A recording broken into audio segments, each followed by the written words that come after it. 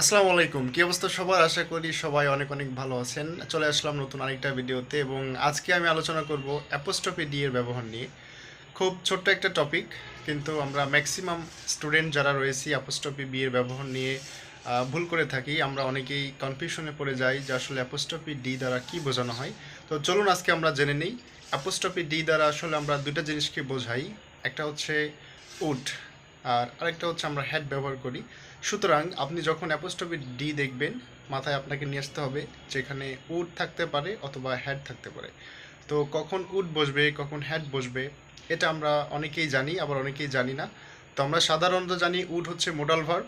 তো apostrophe D এর পরে যখন ভার্বের এক নম্বর ফর্ম থাকবে তখন সেটা হবে হচ্ছে উড।